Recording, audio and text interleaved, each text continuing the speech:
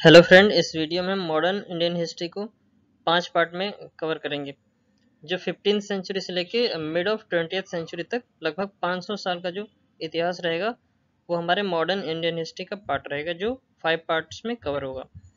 तो सबसे पहले एडवेंट्स ऑफ यूरोपियों का भारत में आगमन, जो 1458 से लेके 1664 तक का जो हिस्ट्री है, क्योंकि 1664 में लास्ट पुर्तगाली जो गोवा से गए थे, तो पूरा इंडियन हिस्ट्री को हम 1664 तक कवर करेंगे, जिसमें पहला यूरोपियन वास्को डिगामा होता है। फिर उसके बाद दूसरे वीडियो में जितने भी गवर्नर जनरल्स हैं, Europeans plus British governor generals, उसको कवर करेंगे, जिसमें सबसे पहला Europeans governor general Francisco de Almeida होता है। फिर उसके बाद अल्फांसो डी अल्बुकर्की, इस तरीके से और भी जितने भी गवर्नर जनरल्स हैं उनको हम सेकेंड वीडियो में कवर करेंगे।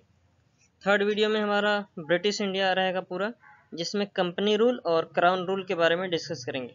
लगभग 200 सालों का हिस्ट्री है, जिसमें 100 साल कंपनी का रूल होता है और 100 साल क्राउन का रूल होता है।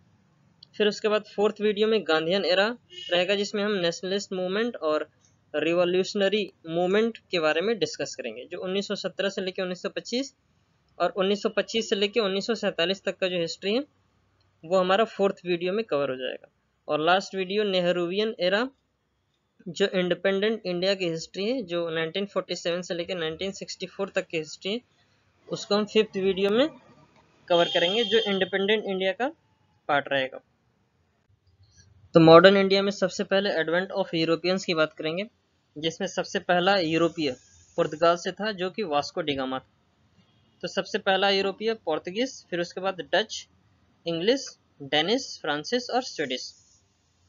तो सबसे पहले पोर्तुगीज की बात करें, जो 1498 में वास्को डिगामा केरला के कालीकट बंदरगाह में पहला कदम रखता है, और फिर उसके बाद 1503 में कोचिन में पुर्तगालियों के द्वारा सबसे पहली फैक्ट्री स्टैब्लिश की जाती है। फिर उसके बाद दूसरे नंबर पर डच, जो 1602 में इंडिया में आते हैं और 1605 में मसूलीपट्टनम में अपनी पहली फैक्ट्री को स्टैब्लिश करते हैं।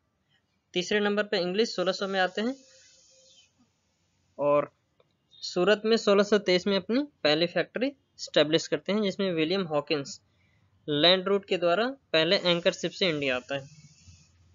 1616 में डेनिस, जो ट्रांसबार में अपनी फैक्ट्री को स्टैब्लिश करेंगे, और उसके बाद 1664 में फ्रांसिस, जो सूरत में 1668 में अपनी पहली फैक्ट्री को स्टैब्लिश करते हैं। 1731 में स्वीडिश हमारे इंडिया में प्रस्थान करते हैं।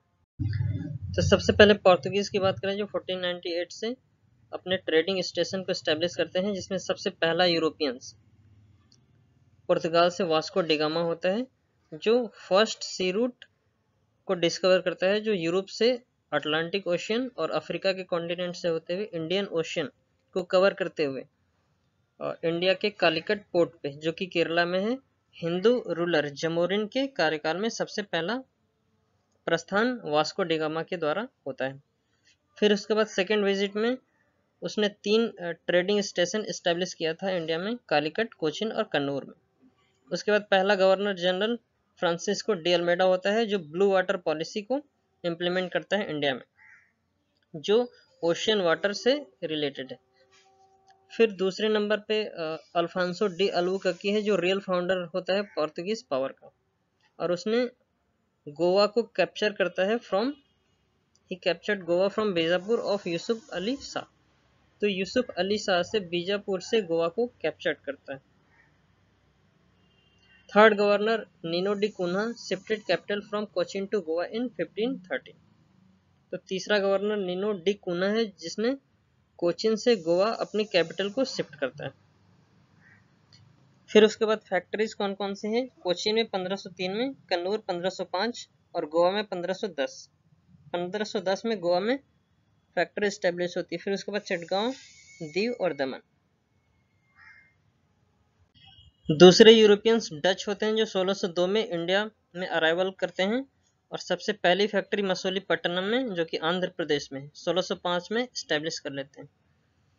उसके बाद बैटल ऑफ बेदरा या बैटल ऑफ चिनसुरा या बैटल ऑफ हुगली होता है 1759 में, जो ब्रिटिश और डच के बीच में होता है, जिसमें डच काफ़ी बुरी तरीके से हारते हैं और उसके बाद इंडिया छोड़ के इंडोनेशिया भाग जाते हैं। तीसरे यूरोपियंस अंग्रेज होते हैं जो 1600 में इंडिया में आते हैं मुगल बादशाह अकबर के कार्यकाल में, जो 1542 से लेकर 1605 तक का जो टाइम पीरियड।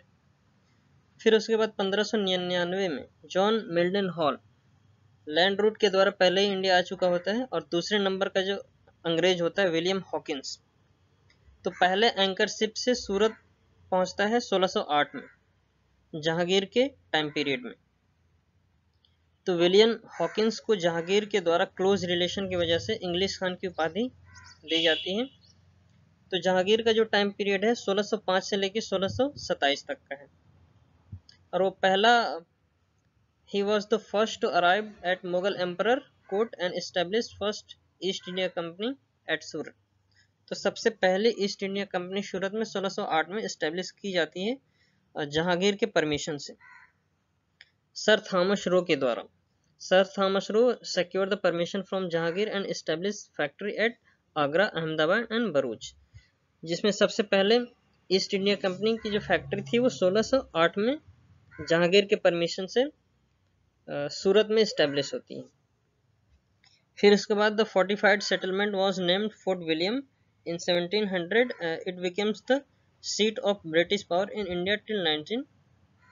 फिर उसके बाद किलाबंदी होती है, फोर्ट का एस्टेब्लिशमेंट होता है और फोर्ट विलियम के नाम से सेटलमेंट शुरू होता है। फिर उसके बाद 1707 में मुगल एम्परर फर्रुखशियार ने एक फरमान इशू किया Magna carta of East India Company and gave significant privilege to the company in Bengal, Gujarat and Hyderabad.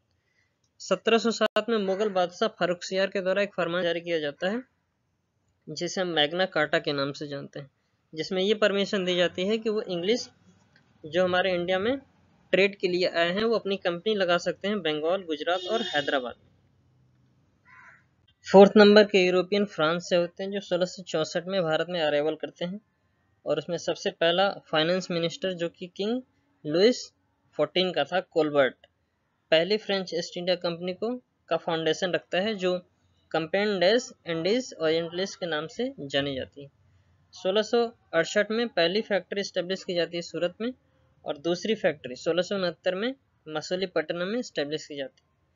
फिर उसके बाद 1742 में लॉर्ड डुप्लेक्स को कंपनी का गवर्नर बनाया जाता है जो पौंडीचेरी से होता है। फिर उसके बाद फर्स्ट क्रेनेटिक वार होता है जो इंग्लिश और फ्रेंच में होता है यूरोप में, और इसको ट्रीटी ऑफ एक्स-चैपले के द्वारा एंड किया जाता है 1748 में। सेकेंड क्रेनेटिक वार जो फ्रेंच और इंग्लिश में होता है साउथ इंडिया में, लेकिन कोई रिजल्ट नहीं होता है।